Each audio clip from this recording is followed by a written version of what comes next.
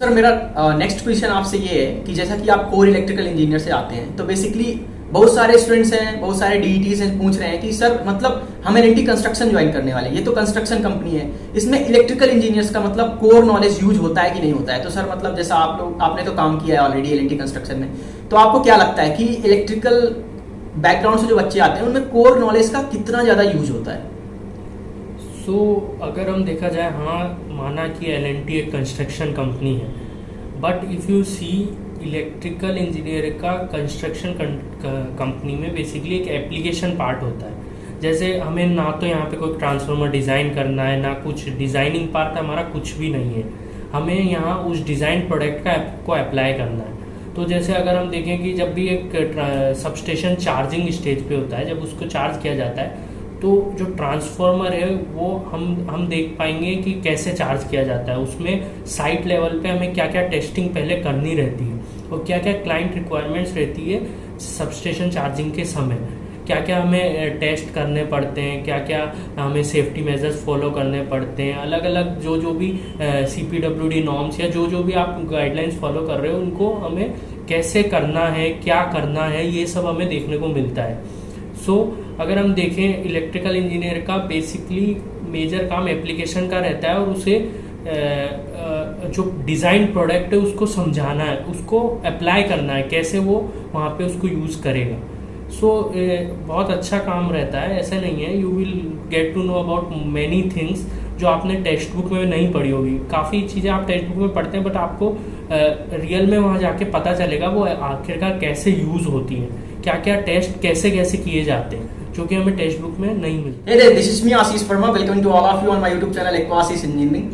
जैसा कि आप देख पा रहे हो मेरे साथ सर हैं, इनका नाम ऋतिक सर है, ऋतिक जैन, एंड ये मेरे साथ अभी IIT दिल्ली में अपना मास्टर्स परस्यू कर रहे हैं कंस्ट्रक्शन टेक्नोलॉजी एंड मैनेजमेंट में थ्रू LNT BIS प्रोग्राम। तो अभी सर बताएंगे अपने बारे में, इंट्रोडक्शन देंगे। तो बेसिकली आज की वीडियो में बात करने वाले हैं इलेक्ट्रिकल इंजीनियर्स के बारे में जिनका LNT में अभी हायरिंग हुआ है, या GET या DET ज्वाइन करने वाले हैं। तो बहुत सारे स्टूडेंट्स से तो पूछ रहे थे कि सर हमें इलेक्ट्रिकल इंजीनियर्स की प्रोफाइल के बारे में बताइए, क्या वर्क लाइफ बैलेंस होता है, कैसा काम होता है, क्या क्या स्कोप है हमारा।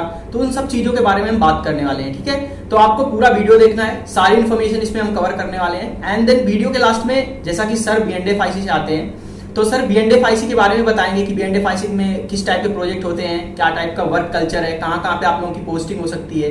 एंड आपको ऐसा नहीं सोचना है कि अगर आप इलेक्ट्रिकल बैकग्राउंड से आते हैं तो आपको वीडियो देखनी है। आप चाहे सिविल बैकग्राउंड से आते हैं, चाहे मैकेनिकल, चाहे इलेक्ट्रिकल, किसी भी बैकग्राउंड से आते हैं, आप वीडियो पूरी देखना, सारों के लिए हेल्पफुल होने वाली है। बट इलेक्ट्रिकल की प्रोफाइल के बारे में हम थोड़ा ज्यादा फोकस करेंगे ताकि उनके जो भी डाउट्स हैं वो क्लियर हो सके, ठीक है। तो अगर आप इस चैनल पे नए हैं तो प्लीज चैनल को सब्सक्राइब कर लेना, एंड हमारा एक छोटा सा टेलीग्राम चैनल है उसको भी ज्वाइन करो ताकि आपके जो भी डेली के डाउट्स हैं वो क्लियर हो सके। Good afternoon sir.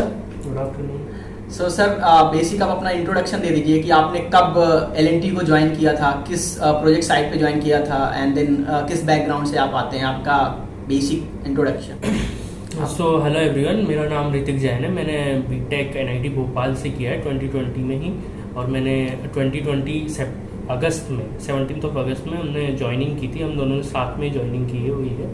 एंड मैंने मतलब इलेक्ट्रिकल इंजीनियरिंग में अपना BTech कंप्लीट किया हुआ है, और मैं स्टार्टिंग में ही साइट पे पोस्टिंग थी हमारी, वर्चुअल ट्रेनिंग हुई थी हमारी साइट पे ही। तो सर आपकी BNDF-IC में पोस्टिंग थी शायद? हाँ, मुझे IC एलोकेट हुआ था, BNDF building and factory IC। तो सर हम इसके बारे में बात करेंगे वीडियो के लास्ट में, BNDF-IC के बारे में, क्योंकि बहुत सारे बच्चे पूछ रहे हैं कि सर BNDF-IC के बारे में बताइए, कैसा वर्क कल्चर है। तो सर अपन बात करेंगे लास्ट में इस वीडियो की। तो अब हम बेसिकली बात करेंगे, जैसा कि आप लोगों ने देखा कि सर इलेक्ट्रिकल बैकग्राउंड से आते हैं, सर BNDF-IC में पोस्टेड थे। तो अब हम सर से बात करेंगे कि बेसिकली सर जब आपका LNT में पोस्टिंग हुआ था, पहला पोस्टिंग जिस भी साइट पे हुआ था, तो एज एन इलेक्ट्रिकल इंजीनियर आपको क्या जॉब प्रोफाइल ऑफर हुई थी? आपके साथ कई DETs ने भी ज्वाइन करा होगा, जैसे कि आप एज ए GET ज्वाइन किए थे। तो मतलब क्या जॉब प्रोफाइल मिलती है, किस किस डिपार्टमेंट्स में आपकी ट्रेनिंग होती है, एंड देन कैसा स्कोप है इलेक्ट्रिकल इंजीनियर्स का LNT में? बेसिकली LNT में जो भी कैंपस रिक्रूटमेंट BTech स्टूडेंट होता है वो एज ए GET ज्वाइन करता है, और जो डिप्लोमा स्टूडेंट्स रहते हैं वो एज ए DET ज्वाइन करते हैं। मैं GET ज्वाइन किया हुआ था। तो स्टार्टिंग में मेरा सीधा साइट पे पोस्टिंग हुआ था, तो हमें एक शेड्यूल दिया गया था कि हमारी अराउंड 6 to 8 मंथ्स की डिपार्टमेंटल जॉब रोटेशन ट्रेनिंग होगी। By HR। उसमें हमें मेंशंस था हमें इस डिपार्टमेंट में इस डेट से इस डेट तक, जैसे अराउंड 1 मंथ फॉर सेफ्टी रहा था हमारा, अलग अलग डिपार्टमेंट में 15-15 दिन था। सो बेसिकली हमें वो शेड्यूल फॉलो करना था और उसमें टॉपिक्स भी मेंशन थे कि हमें ये टॉपिक्स उस रेस्पेक्टिव डिपार्टमेंट के इंचार्ज से बैठ के डिस्कस करने। सो बेसिकली ये हमारा जॉब रोटेशन का पार्ट था। इसमें हमारा लास्ट में एक क्विज भी होता था हर एक डिपार्टमेंट का ट्रेनिंग खत्म होने के बाद, उसके क्विज के स्कोर के बेसिस पे हमारा फाइनल इवैल्यूएशन में वो ऐड ऑन होता था और फाइनल वो ट्रेनिंग के 1 साल बाद एक इवैल्यूएशन होता है इंटरव्यू टाइप का, वो हमारा फाइनल असेसमेंट होता है। सो ये तो मेरा ट्रेनिंग पार्ट था बेसिकली। तो सर इसमें आपका मतलब किस डिपार्टमेंट में बाद में आपका इलेक्ट्रिकल में क्या स्कोप रहा, मतलब कहाँ पे पोस्टिंग हुआ बाद में ट्रेनिंग के बाद? आपके पर्टिकुलर डिपार्टमेंट में, इलेक्ट्रिकल डिपार्टमेंट जैसे MEP होता है उसमें आपकी पोस्टिंग हुई कि आप प्लानिंग में चले गए या क्वालिटी में चले गए, सेफ्टी में चले गए, मतलब इसके बारे में? So basically as a electrical engineer building and factory IC में यूजुअली आप MEP डिपार्टमेंट में प्लेस्ड होंगे। MEP मतलब मैकेनिकल, इलेक्ट्रिकल, प्लम्बिंग, ये अराउंड तीन स्कोप होते हैं। इसमें मैकेनिकल पार्ट जिसमें बेसिकली आपका HVAC पार्ट आएगा, चिलर, डक्टिंग, ये सब पार्ट होगा। एंड सेकंड होता है इलेक्ट्रिकल पार्ट। इलेक्ट्रिकल में आपको पूरा electrical work of the buildings and factory जो भी होता है, जैसे कंड्यूटिंग हो गया या फिर सबस्टेशन एस्टेब्लिशमेंट हो गया, उसमें अलग अलग पैनल्स एस्टेब्लिश होते हैं, ट्रांसफार्मर हो गए, तो ये सब इलेक्ट्रिकल पार्ट में आता है। प्लम्बिंग में आपका ये पाइपिंग वर्क्स आता है, जो भी आपका ये सैनिटरीज एंड ये सब होता है। तो एज ए इलेक्ट्रिकल इंजीनियर आपको MEP डिपार्टमेंट मिलेगा और फिर उसके बाद आपको इलेक्ट्रिकल वर्क्स अगर आप चाहते हैं एग्जीक्यूशन में जाना तो इलेक्ट्रिकल वर्क्स में आपको वर्क करने का मौका मिले। बेसिकली मैं जैसे इलेक्ट्रिकल बैकग्राउंड से, तो मुझे MEP डिपार्टमेंट ही मिला था। उसमें MEP में मैंने कुछ मंथ एग्जीक्यूशन भी किया था, बट मुझे इंटरेस्ट बेसिकली प्लानिंग में ज़्यादा आया था, तो मैं MEP प्लानिंग का पूरा वर्क्स देखता था। MEP प्लानिंग में जैसे आपको आपका पूरा कॉस्ट प्लान बनाना पड़ेगा, देन सेल्स प्लान बनाना पड़ेगा, इनकम स्टेटमेंट रेडी करने पड़ेंगे, सब कॉन्ट्रैक्टर्स के बिलिंग प्रिपेयर करने पड़ेंगे, उनका बिल को अप्रूव करना पड़ेगा। और अलग अलग जैसे अगर मीटिंग्स होती है, जैसे वॉर रूम मीटिंग्स होती है, तो उसमें आपको एज ए MEP रिप्रेजेंट करना पड़ता है एंड उनकी PPTs रेडी करनी पड़ती है, अपना कॉस्ट शेड्यूल्स अलग अलग, जैसे BOQ, अगर BOQ में कुछ वेरिएशंस करना है, आपको रेट एनालिसिस सबमिट करना है क्लाइंट को, क्लाइंट करस्पॉन्डेंस करना है, तो ये सब पार्ट मैं देखता था।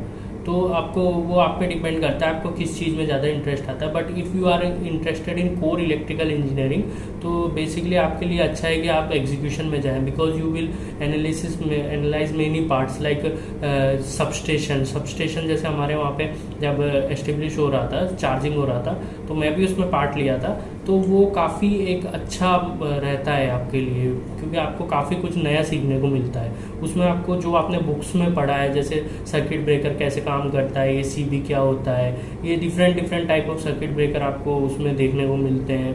वो एक्चुअली चार्ज कैसे होते हैं, कैसे उनको टेस्टिंग किया जाता है साइट पे किस किस तरह के टेस्ट होते हैं। ट्रांसफार्मर को जब चार्ज किया जाता है तो क्या क्या प्रॉब्लम्स आती हैं, कैसे उसमें ऑयल टेस्टिंग किया जाता है, ये सब काफ़ी कुछ आपको देखने को मिलता है। और जो नॉर्मल वर्क होता है वो इलेक्ट्रिकल का कंड्यूटिंग वगैरह का भी होता है। तो अगर आप देखने जाए तो मेनली इलेक्ट्रिकल वर्क चार्जिंग के टाइम होता है, जब सबस्टेशन चार्ज होता है, वो एक काफ़ी क्रूशियल फेज होता है इलेक्ट्रिकल इंजीनियरिंग वर्क के लिए, क्योंकि उसी पे पूरा डिपेंड रहता है। तो उसमें उस टाइम आप काफ़ी इन्वॉल्व हुए हैं उस वर्क में and you will enjoy it. So जैसा कि आप लोगों ने देखा कि सर का बहुत अच्छा एक्सपीरियंस था। सर ने डिफरेंट डिपार्टमेंट में काम किया, MEP में काम किया, एग्जीक्यूशन में काम किया, एंड देन फाइनली सर ने प्लानिंग वगैरह संभाली। ठीक है, तो आप लोगों को भी बहुत सारा स्कोप मिलने वाला है, बस आपको अपने सीनियर्स का बात सुनना है और उसको फॉलो करना है एंड तन मन से काम करना है, अच्छा होने वाला है। ठीक है, सो सर मेरा नेक्स्ट क्वेश्चन आपसे ये है कि जैसा कि आप कोर इलेक्ट्रिकल इंजीनियर से आते हैं, तो बेसिकली बहुत सारे स्टूडेंट्स हैं, बहुत सारे DETs हैं, पूछ रहे हैं कि सर मतलब हम L&T कंस्ट्रक्शन ज्वाइन करने वाले हैं, ये तो कंस्ट्रक्शन कंपनी है, इसमें इलेक्ट्रिकल इंजीनियर्स का मतलब कोर नॉलेज यूज होता है कि नहीं होता है? तो सर मतलब जैसा आपने तो काम किया है ऑलरेडी L&T कंस्ट्रक्शन में, तो आपको क्या लगता है कि इलेक्ट्रिकल बैकग्राउंड से जो बच्चे आते हैं उनमें कोर नॉलेज का कितना ज़्यादा यूज होता है?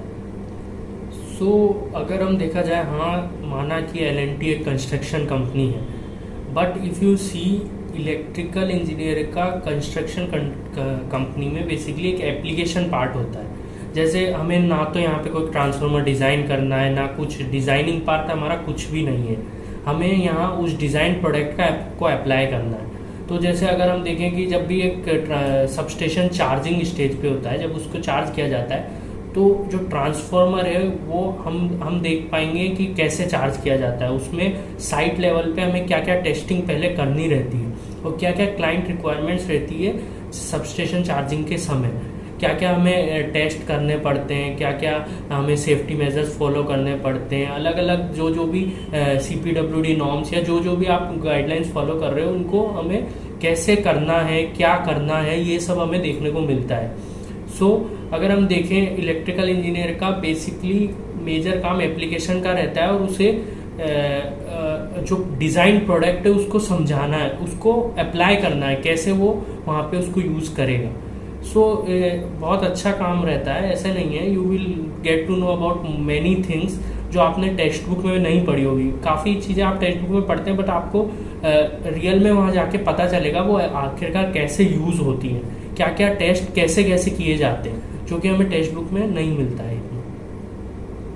तो ओवरऑल जैसा कि सर ने आप लोगों को बताया कि इलेक्ट्रिकल इंजीनियर्स का कोर नॉलेज का अच्छा खासा इम्प्लीमेंटेशन हो जाता है। बहुत सारी चीज़ें होती हैं जो आप टेक्स्ट बुक में नहीं पढ़ते हो, वो भी आपको इम्प्लीमेंट करने को मिलती हैं। तो अच्छा खासा स्कोप है यार, ठीक है। मेरा नेक्स्ट क्वेश्चन आपसे ये है कि जैसे कि L&T कंस्ट्रक्शन में डिफरेंट डिपार्टमेंट से, डिफरेंट स्ट्रीम से बच्चे ज्वाइन करते हैं। जैसे आप इलेक्ट्रिकल से ज्वाइन करे थे, जैसे मैं सिविल से ज्वाइन किया था। तो मतलब आपके आस्पेक्ट से कि मतलब आप कैसा देखते हो कि इलेक्ट्रिकल वालों की वर्क लाइफ बैलेंस सिविल वालों की अपेक्षा कैसी रहती है, तो उसके बारे में थोड़ा प्रकाश डालेंगे तो अगर हम देखें तो वर्क लाइफ बैलेंस लगभग सेम सी ही रहती है, कोई ऐसा मेजर डिफरेंस नहीं रहता है। बट एक में हम बोल सकते हैं कि इलेक्ट्रिकल वर्क क्या होता है ना, थोड़ा स्पेशलाइज्ड कैटेगरीज में आ जाता है। इसमें आपको एक स्पेशलाइज्ड वेंडर्स एलोकेट होते हैं, जैसे अलग अलग जो सब कॉन्ट्रैक्टर्स होते हैं वो काफ़ी स्पेशलाइज्ड कंपनीज रहती है, मेजर कंपनीज रहती है। काफ़ी जगह प्रोजेक्ट्स पे सब कॉन्ट्रैक्टर सीमेंस रहता है, ब्लू स्टार रहता है, ये काफ़ी एक बड़ी कंपनीज है। तो ये आपको मतलब एक स्पेशलाइज्ड वर्क रहता है, इसमें एरर होने का बहुत कम चांसेस रहता है क्योंकि इसमें सारे वर्कर्स होते हैं, सुपर स्किल्ड वर्कर्स रहते हैं, नॉर्मल वर्कर्स नहीं रहते हैं। क्योंकि सिविल वर्क में काफ़ी बार जैसे हम कंक्रीटिंग देखते हैं तो वो अनस्किल से भी काम किया जाता है, तो उसमें एरर या डिफेक्ट क्वालिटी का कॉम्प्रोमाइज़ भी हो जाता है। बट इसमें कोई भी क्वालिटी का कॉम्प्रोमाइज़ नहीं रहता है। ये बेसिकली एक थोड़ा मेजर स्पेशलाइज्ड वर्क कैटेगरीज में आ जाता है। बाकी तो वर्क लाइफ तो दोनों का लगभग सेम ही है। मतलब वैसे थोड़ा बहुत मतलब ये फायदा हो जाता है कि आपको स्पेशलाइज्ड एजेंसीज मिल जाती हैं तो उतना ज़्यादा हेक्टिक नहीं रहता है। उनके साथ क्या डील करना आपको इतना हेक्टिक नहीं रहेगा क्योंकि उन्हें काफ़ी कुछ पता रहता है। जस्ट आपको उनको मैनेज करना है, उनको ज़्यादा समझाने की ज़रूरत नहीं है, तो ये थोड़ा ईजी हो जाता है। तो सर मेरा नेक्स्ट क्वेश्चन आपसे ये है कि इलेक्ट्रिकल इंजीनियर्स जो होते हैं उनकी ग्रोथ कैसी होती है, मतलब सैलरी ग्रोथ कैसी होती है, प्रमोशंस कैसे होते हैं, एंड देन एकोमोडेशन वगैरह में क्या क्या मिलता है, मतलब सिविल वालों से कुछ अलग मिलता है। एंड जैसे DETs जो इलेक्ट्रिकल इंजीनियर्स ज्वाइन करते हैं तो क्या उनको क्या GET और DET में कुछ डिफरेंस रहता है एकोमोडेशन में, ग्रोथ में, सैलरी में क्या क्या मतलब डिफरेंसेस रहते हैं, वो थोड़ा बताने की कोशिश करिए। जब भी आप एज ए GET या DET ज्वाइन करते हो तो पे स्केल दोनों का लगभग सेम रहता है। कोई सी भी ब्रांच से आप ज्वाइन करें, civil, electrical, mechanical, it will be almost same. There will be मतलब कोई भी डिफरेंस नहीं रहता है उसमें। और अकोमोडेशन पार्ट में GET हो या हमारा DET हो, up to a particular scale लगभग सभी का सेम रहता है, कोई भी उसमें डिफरेंस नहीं रहता है। जस्ट बट काफ़ी साइट्स पे ऐसा देखा जाता है कि जो ITI कैंडिडेट्स रहते हैं उनके अकोमोडेशन में समवाट थोड़ा बहुत चेंज रहता है। अदरवाइज तो DET एंड GETs के अकोमोडेशन में लगभग सेम रहता है। ओनली मैनेजर स्केल पे जब आप चले जाते हैं तब आपको सिंगल रूम मिलता है, और अदरवाइज उससे लोअर लेवल पे सभी का लगभग सेम ही रहता है अकोमोडेशन। पे स्केल की बात करें, पे स्केल जब ज्वाइनिंग के टाइम आप ज्वाइन करेंगे एज ए DET और GET कोई सी भी ब्रांच में आपका सेम रहेगा। एंड जैसे जैसे आपकी परफॉर्मेंस रहेगी उसके बेसिस पे आपका पे स्केल वेरी करता जाएगा। अगर आपका परफॉर्मेंस बहुत आउटस्टैंडिंग रहता है तो योर पे scale will be much greater than the person जिसका आपसे थोड़ा कम है। तो ये सब आपके परफॉर्मेंस पे डिपेंड करेगा, अदरवाइज ब्रांच पे कोई डिपेंडेंस नहीं रहता है। एंड सर मतलब as a electrical engineer L and T construction में इलेक्ट्रिकल इंजीनियर्स अपनी ग्रोथ कैसे देखते हैं, मतलब स्पीडी ग्रोथ है कि मतलब ऐसे नॉर्मल ग्रोथ है? एज ए इलेक्ट्रिकल इंजीनियर अगर हम देखा जाए तो हाँ, माना ये एक सिविल कंस्ट्रक्शन कंपनी रहती है, बट आपको काफ़ी एक अपॉर्चुनिटीज़ मिलती है ग्रो करने की, आपको काफ़ी कुछ नया सीखने को मिलता है। तो हर जगह अगर हम देखें आजकल इलेक्ट्रिसिटी का तो बहुत मेजर इंपॉर्टेंस है, तो without an electricity you can not do anything. So अगर हम देखा जाए तो इलेक्ट्रिकल इंजीनियर का भी एक काफ़ी ज़्यादा मेजर इंपॉर्टेंस है, तो आपको काफ़ी अपॉर्चुनिटीज़ मिलेगी, आपको इक्वली अपॉर्चुनिटी मिलेगी एज ए सिविल इंजीनियर के कंपेयर में, और you can grow up to VP level also, vice president level तक भी आप पहुंच सकते हैं। तो जैसा कि सर ने आप लोगों को बेसिकली अभी इलेक्ट्रिकल इंजीनियर्स के बारे में बता दिया कि उनका फूडिंग वगैरह क्या रहता है, लाइफ क्या रहती है, किस किस डिपार्टमेंट में पोस्टिंग हो सकती है। तो जैसा कि वीडियो के स्टार्टिंग में ही हमने बात की थी, सर BNDF-IC से आते हैं, बिल्डिंग एंड फैक्ट्रीज IC से, और बहुत सारे DETs जो हैं जिनको BNDF-IC से ऑफर लेटर आया है या ऑनबोर्डिंग का मेल आ गया है। तो हम बेसिकली BNDF-IC के बारे में बात करेंगे, डिटेल में बात करेंगे कि सर से पूछेंगे कि BNDF-IC मतलब किस टाइप के प्रोजेक्ट करती है, एंड इसका हेडक्वार्टर कहाँ पे है, एंड देन कहाँ पे इनकी पोस्टिंग हो सकती है BNDF-IC में। तो मतलब हम एक एक क्वेश्चन करके पूछेंगे। तो सर बेसिकली पहले आप बेसिक BNDF-IC के बारे में बताइए कि मतलब ये किस टाइप के प्रोजेक्ट करती है। सो बिल्डिंग एंड फैक्ट्री IC ये एलएनटी की सबसे ओल्डेस्ट IC है, यहाँ से ही एलएनटी ने सबसे पहले स्टार्ट किया था अपना बिजनेस। सो इसका हेडक्वार्टर वहीं जहाँ पे एलएनटी ECC का हेडक्वार्टर है, चेन्नई में है, एंड इसके अलग अलग क्लस्टर्स हैं, दिल्ली है, ईस्ट रीजन के लिए कोलकाता है, देन साउथ के लिए बेंगलोर भी क्लस्टर है एक, एंड अगर हम देखें वेस्ट में इसका अहमदाबाद क्लस्टर है। सो अगर हम देखा जाए तो ये 4-5 क्लस्टर्स हैं, और इसके प्रोजेक्ट्स दो तरह के होते हैं, जैसे बिल्डिंग्स होते हैं एंड देन फैक्ट्रीज होते हैं। फैक्ट्रीज में जो भी मेगा फैक्ट्रीज रहती हैं, जैसे सीमेंट फैक्ट्री हो गई या फूड फैक्ट्री हो गई, फूड प्रोसेसिंग फैक्ट्रीज, ये सब इसके अंदर आती हैं। देन बिल्डिंग्स में इसके डिविजन्स हैं, जैसे हॉस्पिटल, कमर्शियल बिल्डिंग्स होती हैं। जैसे अगर हम देखा जाए तो मुंबई में काफ़ी फ्लैट्स बन रहे हैं सिडको के अंडर, तो ये सब बिल्डिंग्स में आता है। देन हॉस्पिटल प्रोजेक्ट्स हो गया, कैंपस बनाना है, IITs का कैंपस होता है, IIT भिलाई का कैंपस अभी भी अंडर वर्क है, तो वो बिल्डिंग एंड फैक्ट्री IC कर रही है। देन एम्स हो गया, काफ़ी जगह एम्स का कंस्ट्रक्शन होता है, वो भी बिल्डिंग एंड फैक्ट्रीज में आता है। एंड एयरपोर्ट्स हो गया, मेगा कंस्ट्रक्शन हो गया, जैसे हमारा स्टैचू ऑफ यूनिटी है, ये भी बिल्डिंग एंड फैक्ट्रीज ने बनाया था। देन क्रिकेट स्टेडियम हो गया, मोटेरा स्टेडियम, ये सब बिल्डिंग एंड फैक्ट्रीज ने ही बनाया था।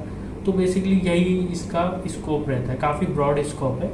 सो मेजर अगर हम देखें इंडिया में जितना भी major construction work, major projects हुए हैं, राम मंदिर हो गया, स्टैचू ऑफ यूनिटी हो गया, देन मोटेरा स्टेडियम हो गया, ये सब बिल्डिंग एंड फैक्ट्री IC नहीं। बेसिकली जैसा कि आपने बताया कि ये किस टाइप के प्रोजेक्ट करती है, तो मतलब बहुत सारे बच्चे चिंतित हैं, उनका ऑफर लेटर आ गया है, ऑनबोर्डिंग का प्रोसेस हो गया है, तो मतलब उनको लोकेशन कहाँ पे मिल सकती है? क्या मतलब रूरल एरियाज में भेज देते हैं कि मोस्टली BNDF-IC में पोस्टिंग सिटीज एरिया में रहती हैं, मेट्रो सिटीज वगैरह में?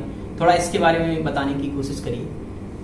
अगर हम देखें तो बिल्डिंग्स बेसिकली अभी फिलहाल तो अर्बन एरियाज में ही बन रही हैं, जहाँ पे या तो सिटी सेंटर रहेगा या मेट्रो सिटी रहेगा। तो आपकी अगर बिल्डिंग्स डिवीजन में आपकी पोस्टिंग होती है तो आपकी मेजरली वो एक डिस्ट्रिक्ट में ही पोस्टिंग होगी, या तो मेट्रो में पोस्टिंग होगी, या फिर एक अगर मेट्रो से लेवल थोड़ा नीचे जाते तो वो एक डिस्ट्रिक्ट सेंटर पे पोस्टिंग होगी। बट अगर फैक्ट्रीज की बात करें, फैक्ट्री काफ़ी बार क्या होता है आउटस्कर्ट हो जाती है सिटीज़ से, तो आपको मे भी हो सकता है पोस्टिंग आपकी सेट मतलब आपका अकोमोडेशन में भी सिटी में हो, बट आपकी साइट में भी हो सकता है आपसे 25 किलोमीटर या 30 किलोमीटर दूर हो सकते हैं, क्योंकि फैक्ट्रीज क्या होता है सिटी से थोड़ा दूर ही रहती है।